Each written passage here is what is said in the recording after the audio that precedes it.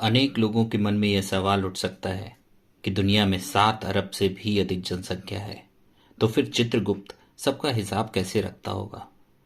चित्रगुप्त कभी हिसाब रखने में कोई गलती नहीं करते हैं, क्योंकि उनका हिसाब रखने का तरीका बहुत अच्छा है।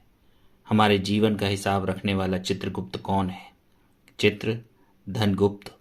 कहने का भाव है कि चित्रगुप्त माना हमारे हर भाव, भावना, वृत्ति और कर्म का गुप्त रूप से चित्र खींचा जाता है और वह अंत में सारे जीवन की एक फिल्म की रील की तरह पेश हो जाता है, जिस कारण मनुष्य यह नहीं कह सकता कि यह कर्म मेरा नहीं है या यह बुरी वृत्ति या भावना मेरी नहीं है।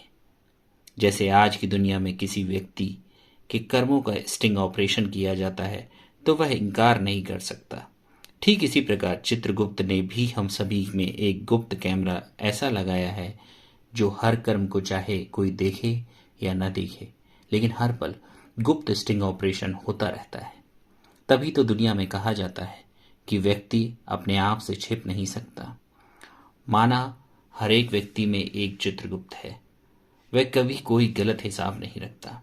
इसलिए मनुष्य जब भी कोई कर्म करे तो यह न सोचे कि जो मैं कर रहा हूं वह कोई देख नहीं रहा है, भगवान भी नहीं देख रहा है, लेकिन हर कर्म करते समय किस वृत्ति से किया गया है, किस भावना से किया, उन सब बातों का गुप्त चित्र संस्कारों में समा जाता है, जिसको कोई मिटा नहीं सकता, और वह चित्र हमारे भीतर ही रहता है। जब व्यक्ति शरीर त्याग करता है तो संस्कारों में पड़े सारे चित्रों की फाइल को चित्रगुप्त खोल कर रख देता है।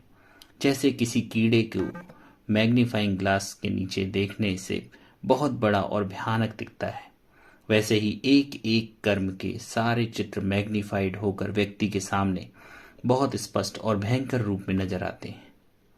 उस कर्म करते समय की उसकी मनोवृत्ति, भावनाएं भी बहुत ही स्पष्ट दिखाई देती है। उस समय वह भगवान तो क्षमा का सागर है, वह तो क्षमा कर देते हैं, लेकिन आत्मा खुद ही खुद को कभी क्षमा नहीं कर पाती। जब हम खुद स्वयं को क्षमा नहीं कर पाते हैं तब उन कर्मों को स्वीकार करके बुरे कर्म का फल भोगने के लिए संसार में पुनः आते हैं।